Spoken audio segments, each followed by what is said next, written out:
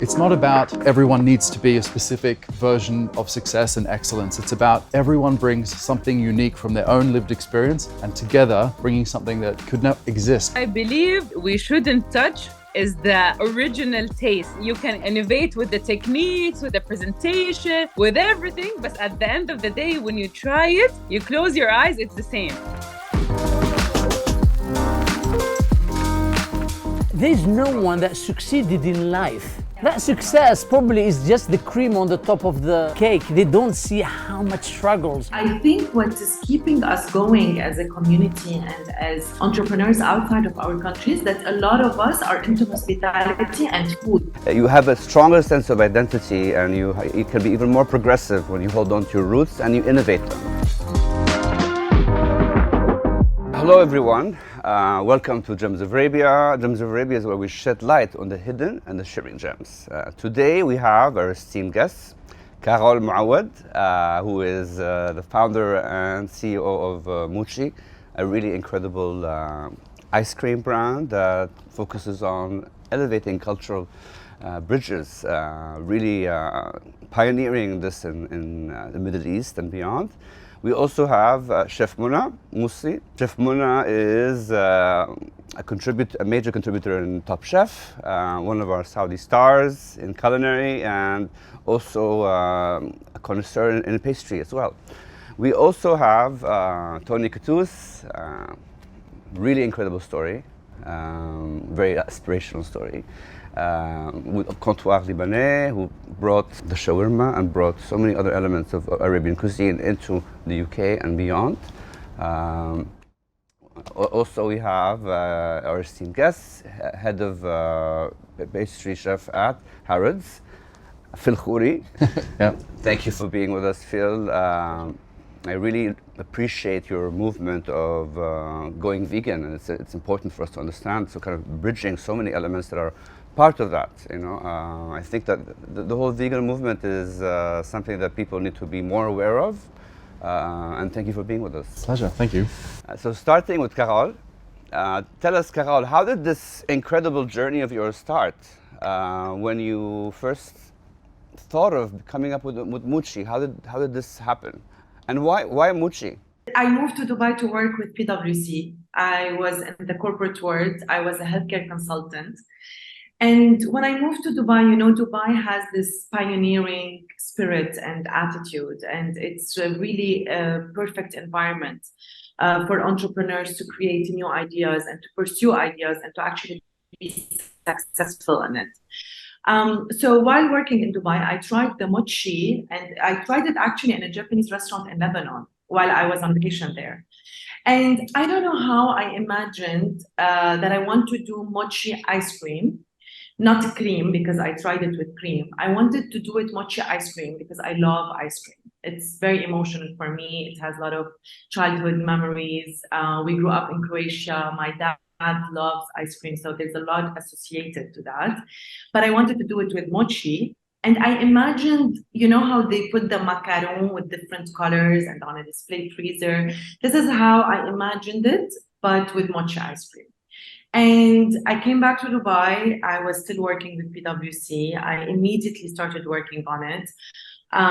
My brother decided to invest with me to help, and I resigned when I opened the first shop. We have a factory here. I went to Japan. I worked with Japanese advisors on the process, on the machinery, on the recipes. We are still working with them as partners. And history from there. So we decided to bring the best of the Italian ice cream with the Japanese mochi, authentic dough of mochi, and their process and the efficiency of production, etc. And the Arab flavors and the Arab attitude towards branding and promotion. So it's really mochi, how it was created, and the location of it. It is exactly the topic we're discussing today. So you're literally bridging three different cultures in one brand, which is incredible. I mean, talk about, at the end of the day, with food, this is what it's all about, bringing cultures together. So I salute you, Carol. And I've tried it myself. Before even having the pleasure of meeting you in person, I already became an addict because they had this one place in City Walk that I would go to on a regular basis. So it's incredible how food can resonate, inspire you. Chef Mona, thank you for being with us. Tell us, how did you start getting into food and culinary? Thank you for having me.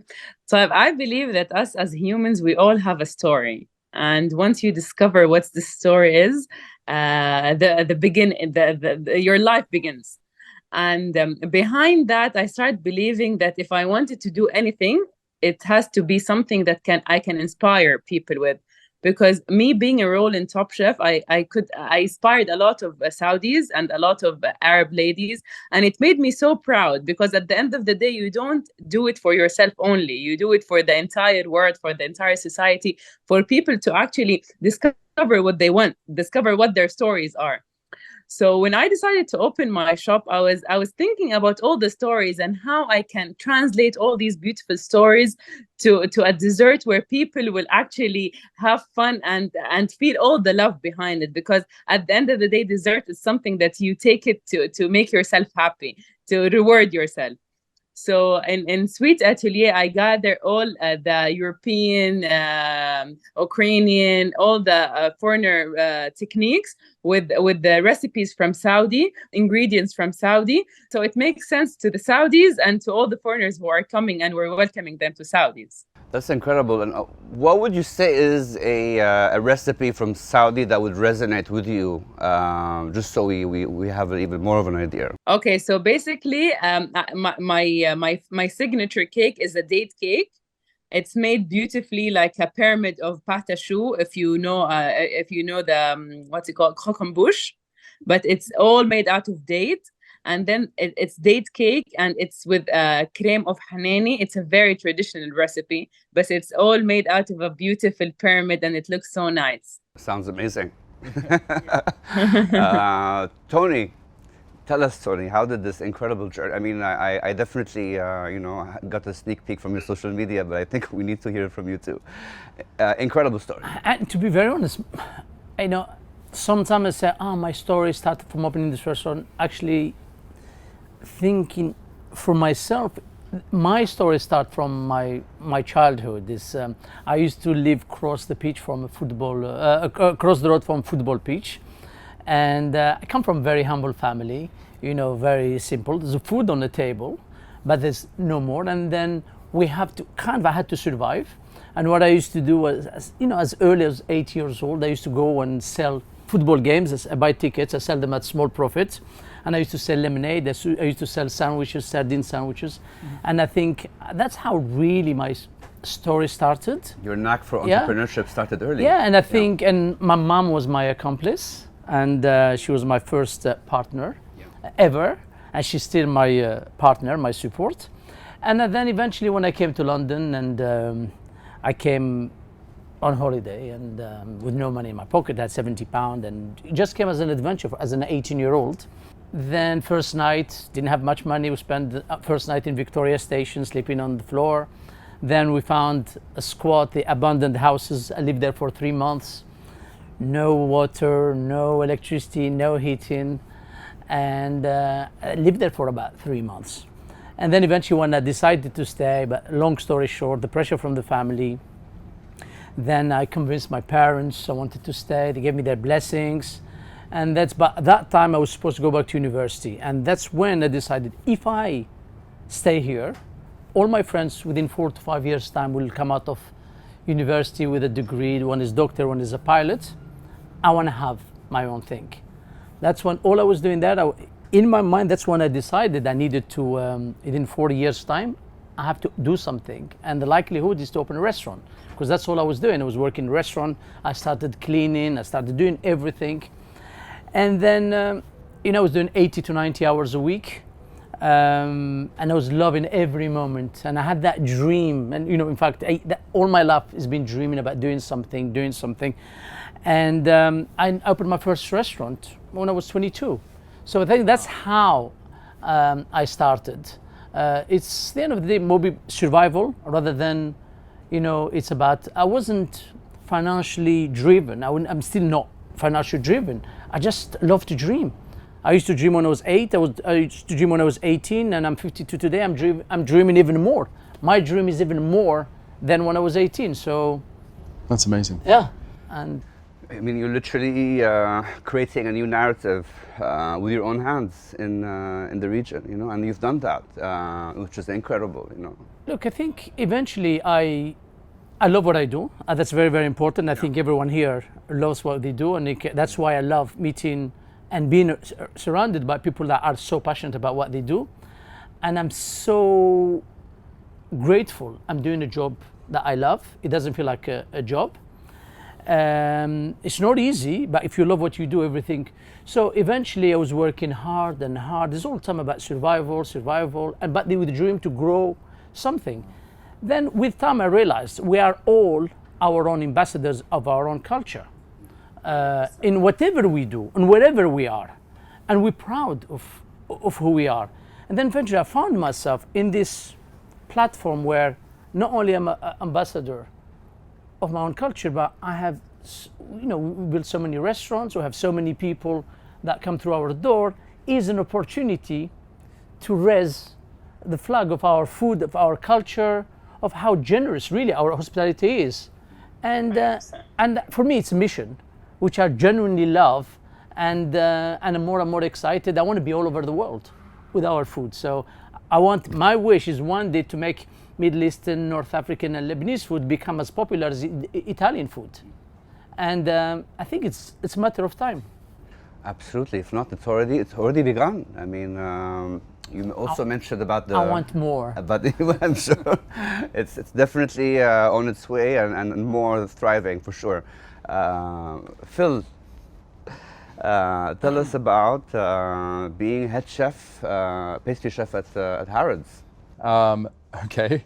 I got here because I think I was born loving sweets. Yeah. My earliest memory is I was part of a big family. My dad's one of 10. So it was all about food. It was all about every weekend seeing everything. And my grandfather, like without fail, would always order trays of knefe, of betlewe for every function. And he was the sweet tooth this is where I inherited my sweet tooth from. And I was always a creative child. I wanted to be an artist. And art was not seen as a career choice, like a viable career choice. So I trained as a designer. But cake took over my life. It kind of came back and pulled me in. And I think I was quite late. You know, most people start pastry or cooking apprenticeships when they're 15 to 18. Yeah. It's never too late, exactly. I started when I was 21. And I remember putting on my uniform for class. I did my degree. And a week later, from graduating, I was enrolled in cooking school. Kids in Australia will do an apprenticeship where they go to school 1 day a week and then work in a kitchen for 4 or 5 days a week. And I remember that first time that I went into class and did the class, I said, this is it, this is what I'm gonna do. And I think honestly from that moment, it feels like the stars have aligned every step of the way since then.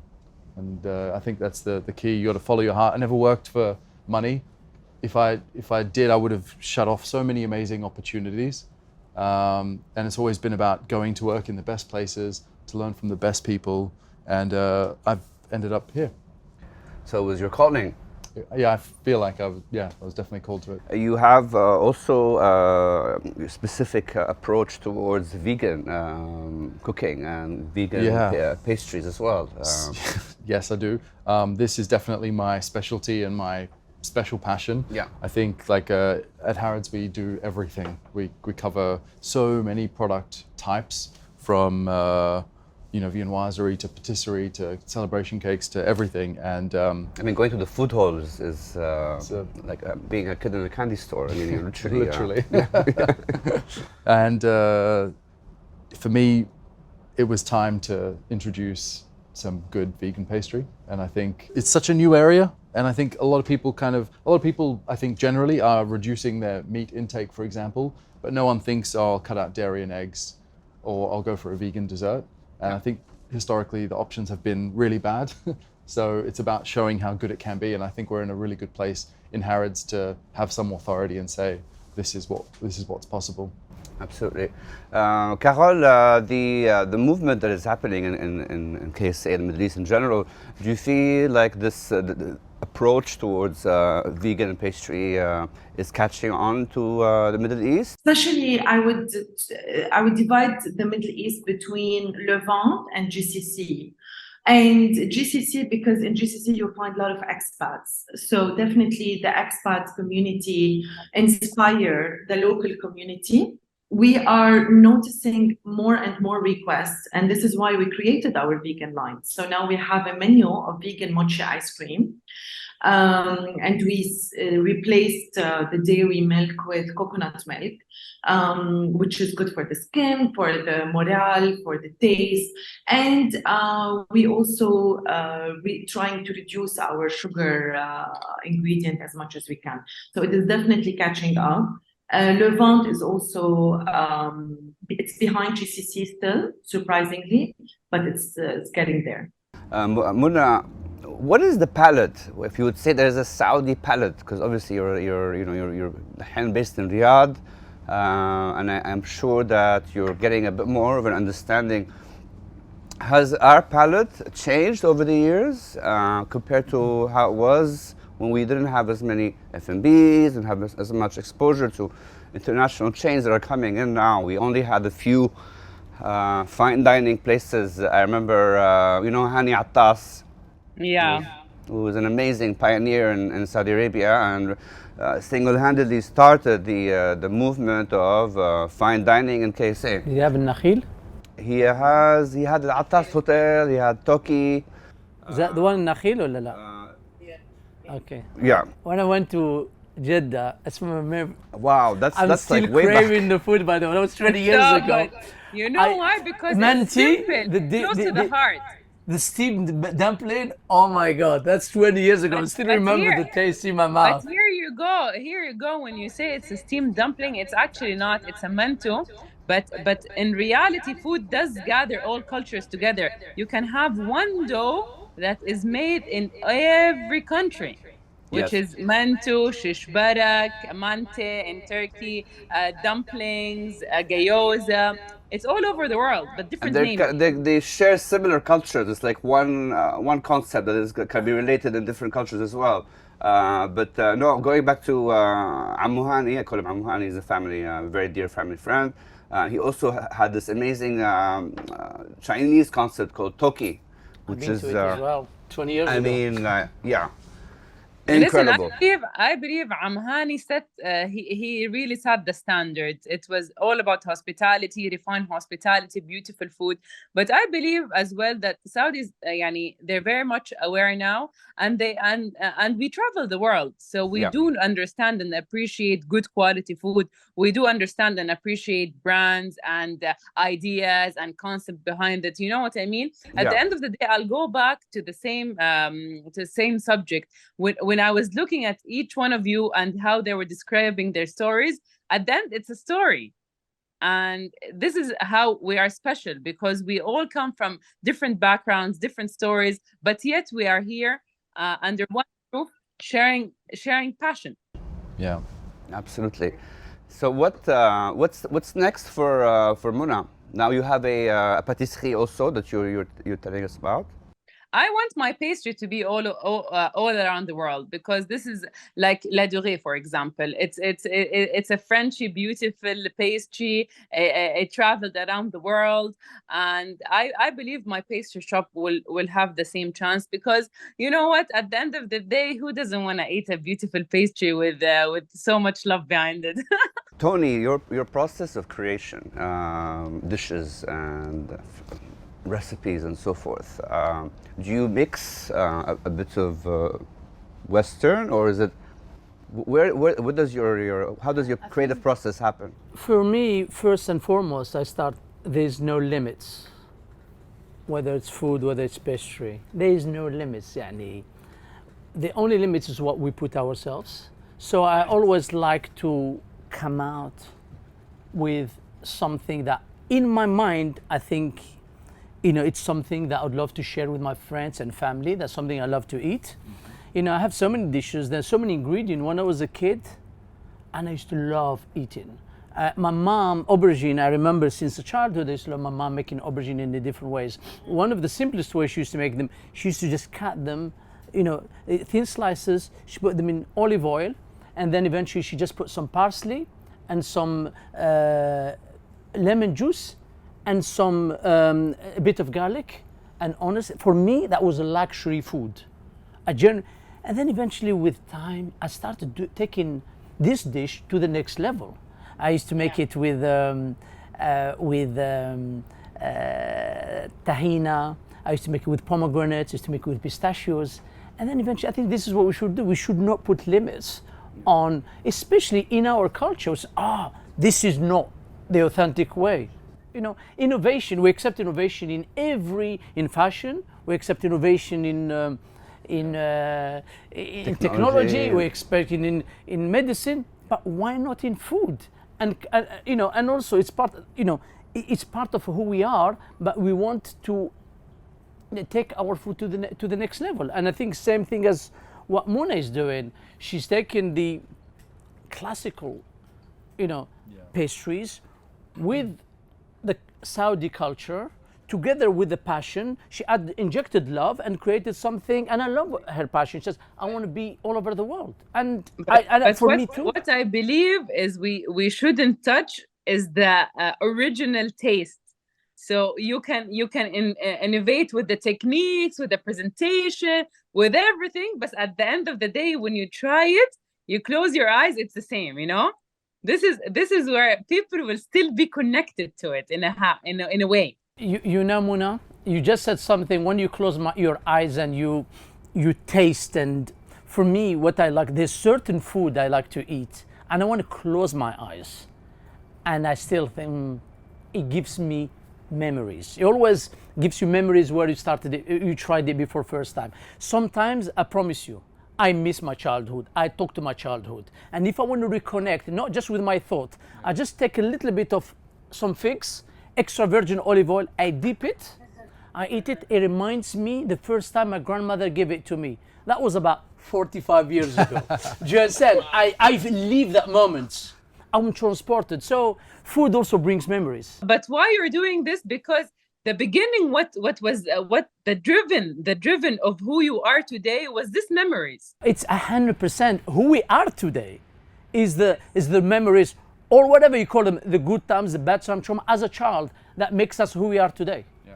So I bet there is a lot of recipes and ingredients that you used to hate when you were young, and now you can't wait for everyone to love, No, 100%. There's certain food, and I tell my mom, just please make it for me.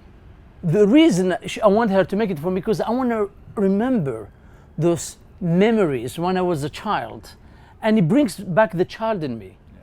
And sometimes taking all this, and I want to take this food, I want to share it with the world, I want to get the world to know more about our culture.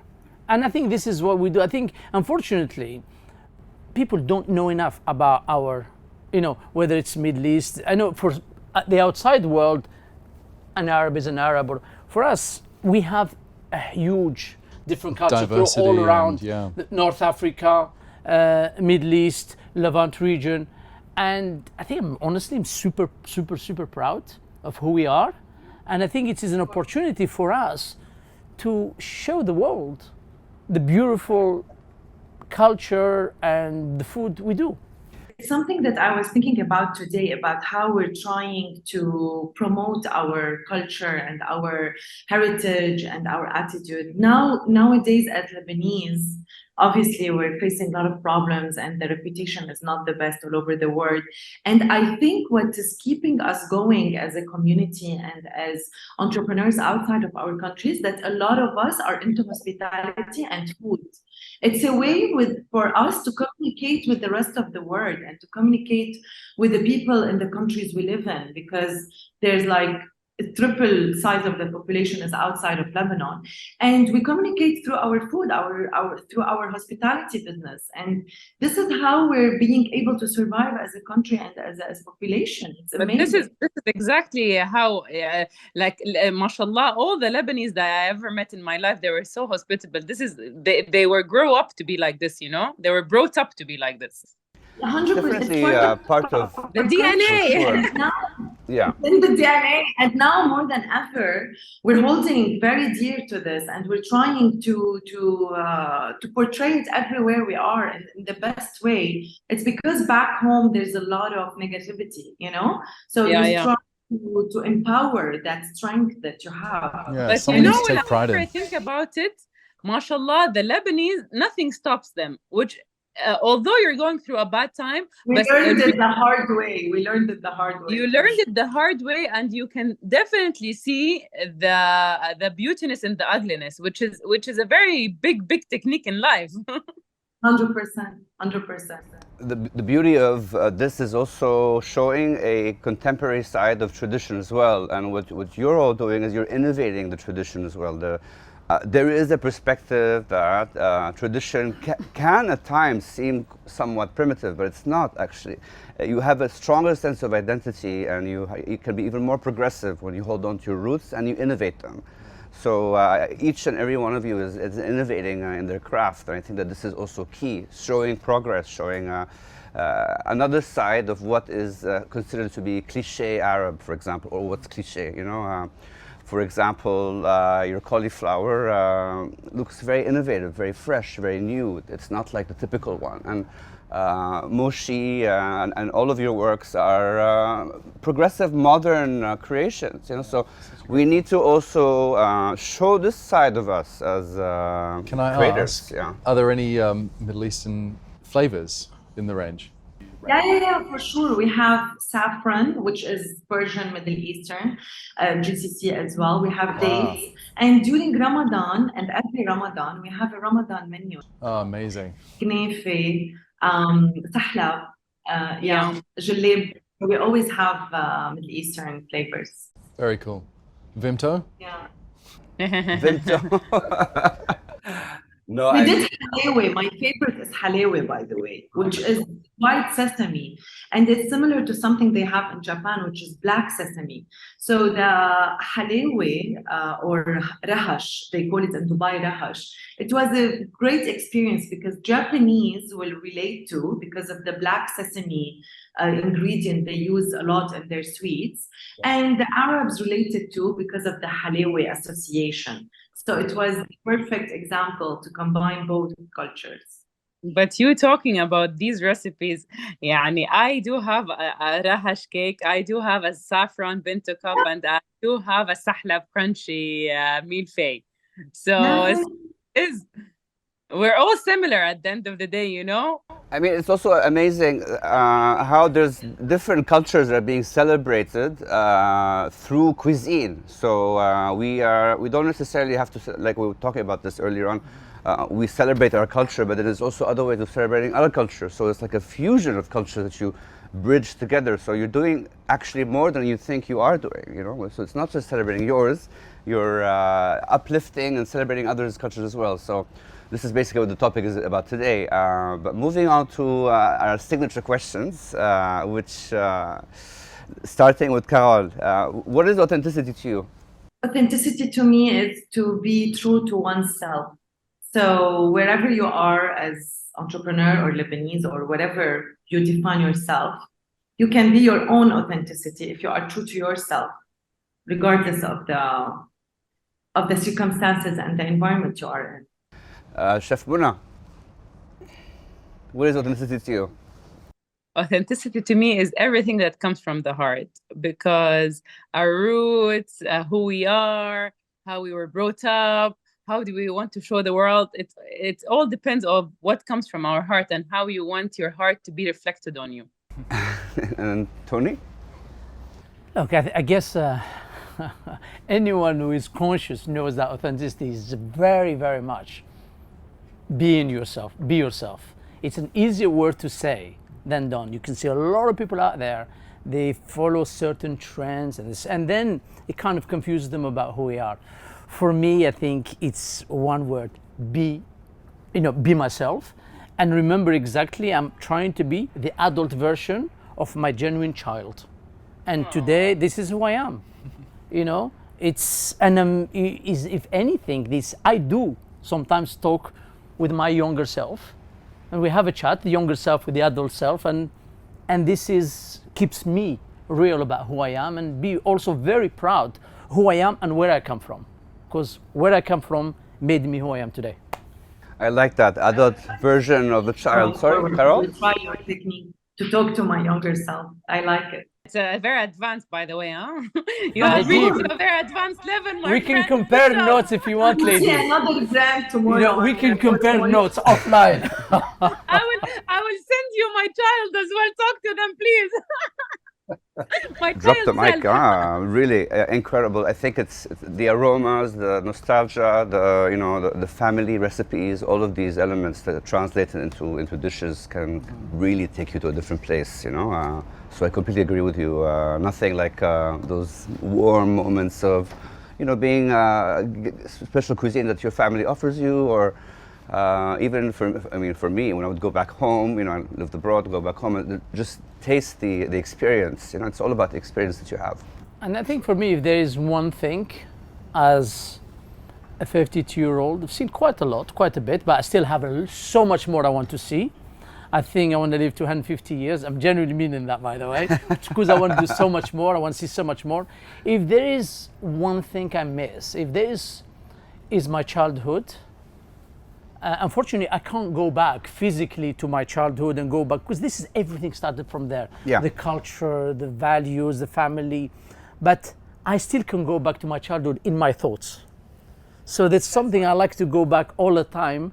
It's all like my hidden place is me go back to, because look, in reality, we live that long. We spend more than half of the time, what do? We talk to ourselves. So, and everything is in the thoughts. So I like to do that, to go back to my childhood and talk to myself. And also sometimes a lot of inspiration come back, for me, they come back from there. So, yeah. Nothing like nostalgia to really kind of take you back and make you appreciate the essence of how things are and how they can be also. Look, I think this is a very sensitive subject, because I need to control my emotions here. Because, I left Algeria when I was 18. I don't think I was always a child. I was an adult, but in my mind, it's mixed up. I was always responsible, but I was also a child. I still feel like a child today. I just keep dreaming and dreaming. But people, they don't understand. Sometimes people from back home, they look at me and say, wow. But what they don't realize, me personally, leaving Algeria, when I was 18 years old, I left everything behind. Something this is priceless. Only with time we realize how precious it is to be able to live with your family, being, for me, it's something. If there's one thing that I really miss so much, is that I almost detached myself from who I was. But I think with time, eventually, I'm trying to go back more and more to who I am. And it almost like I want to share my culture and my food, or our food, with everybody. And that's why today I'm actually in a happy place. It's almost like you had to become someone to survive, and now you're trying to reconnect with the person you were before. 100%. And he's actually being someone for others to survive, which is very noble. Mm-hmm. And and you were so right. I do it first for myself. I do it for my mom, because she suffered or she struggled for me for a long time, and for my dad, who is not here today, but I still talk to him. I want him to see because I am part of him. I'm an extension of him. I'm an extension of my mom. We are all our extension of our parents, whoever we are. This is the legacy that you will continue. It's the legacy, but like Muna said, eventually, any of us, we inspire people in our own right. And I have to tell you here, for me, whenever I talk to people, why I love today, because I met Muna 4 or 5 years ago. We did on Top Chef, and I genuinely, admire what she does. She, I always, she was doing Top Chef. For me, I looked at her, with so much respect, and I admired what she did. And she is a huge motivator for a lot of Arab women in general. Carol, I saw what you did yesterday yesterday was, and I love the entrepreneurship. I was thinking, I always have ideas, by the way. I always have ideas. Only a year ago, I wanted to do an ice cream brand, vegan, but I can't say what it is because maybe one day. And I was thinking about doing the Portuguese pastries with different flavors. It's what you do. You have the best advisors right here. And I was talking to Phil. This is, my thinking, I'd love to work with Phil. I just admire when people have passion. This is the kind of people we should surround ourselves by. When you reach a very advanced level in your life, you start attracting people who will actually you don't want to benefit from them, but you want to be complete with them. You want people you want people, as you meet, you live them up. I can't wait to see you again, because you'll talk about positive things. And for a moment, you forget about what everyone else is complaining about. You're talking about ideas, you're talking about your passion. And also, what's more beautiful than you talk about someone, oh my God, me too, I love what you do, me too. It's admiring each other and genuinely. You know what makes me cry every single time in Top Chef? It's because at the end, imagine they all come from different countries, but we're different experiences, different backgrounds, but we're all under one roof sharing only one thing, passion. Cooking. Absolutely. A language that we all can communicate with, regardless of the dialogue, regardless of the accents. You know what I mean?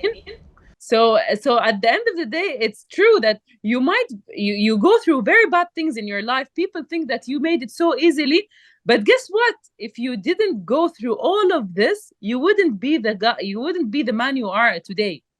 Yeah. I wouldn't be the woman I am today. Absolutely. Because this is what makes us. Whatever broke us made us. When I use the word make it easy, a lot of people see other people's success made it easy. What they don't see, the struggles people go through. They only see the cherry on the cake. Yeah. Carol, everybody's admiring you, but they don't know what you've been through. It doesn't happen overnight, as they say. Had to be the same. Yeah. There's no one that succeeded in life. Yeah. That success probably is just the cream on the top of the cake. They don't see how much struggles. The lonely world, especially today, the social media make entrepreneurs be very easy, very glamour. They only see, they don't see when you are alone, the insecurity of the anxiety, the anxiety, the unknown, the dark moments sometimes. I've been through a lot of things. When you are alone, people look at you, you're confident, you are this, you made it, they admire you, but they don't know the real meaning of being an entrepreneur unless you do it. But you know what? As long as you're seeing, that's enough to me. Because no matter what, at the end, you matter to you. 100%. You know what I mean? I'm not saying it in a bad way, but it is so in a good way, because if you keep the only reason why I became successful in my own eyes, I believe because I never looked around, not my family, not my sister, not my brother, not my best friends. I was always focusing until an age where I started realizing, oh my God, what's happening in the world? But at the end, I was focusing on myself. I wasn't focusing on the success of others, on the money of others, on where did they reach. I was focusing on me. Yeah, and I think that's for me the essence of authenticity. Yeah, I think it's about embracing yourself, honoring yourself, honoring like everything that you've been through to get to that point. And I think this is something that I actually love about Harrods, is that it's not about, everyone needs to be a specific version of success and excellence. It's about everyone brings something unique from their own lived experience, and together we're bringing something like lifting the level, bringing something that could not exist without everyone's unique backgrounds. People and their diversity. Absolutely, and how, dare I say the word, authentic they can be, and their differences. And I think that what makes this incredible discussion so interesting is that everyone has their passion, and everyone has a focus on a different type of culture. Some are celebrated for their own culture, but some are also celebrating other cultures. So I think that this is, coming out of this conversation today, I think that this is really it. It's about really understanding your passion and being able to respect other cultures and to bring them together. And It's very bittersweet actually, because this is our last episode that we've done with Harrods, the 8th episode. I wanted to thank the Harrods team, Emily, and the whole team, Felicity, thank you so much. Having me being part of this. The journey that we've been on has been so exciting. We went from fashion to art to filming in Jeddah, in Old Balad, Beit Nasif, and filming on architecture, filming on art, filming on interior design. And now we have the pleasure of having you creatives and incredible pioneers with Culinary. So thank you everyone for being part of this podcast. Thank you so much, Hassan. And I'm proud of everyone of you, and because really you reiterate this movement of what Gems of Arabia is about. It's about really showcasing how beautiful and how rich our culture can be, you know, and It's actually sky's the limit. It's really. actually richer than what we think. Absolutely. So thank you all for being with us today. Pleasure to meet you. Bye, all. ladies. Bye. Thank you to our esteemed guests for being with us today on the Gems of Arabia podcast, and thank you to Harrods for hosting us, giving us the opportunity to work on such amazing episodes. It's our last episode with Harrods. And it's been an honor working with the team. Special thanks to Emily and Felicity and team, and wishing you all a great day. Thank you.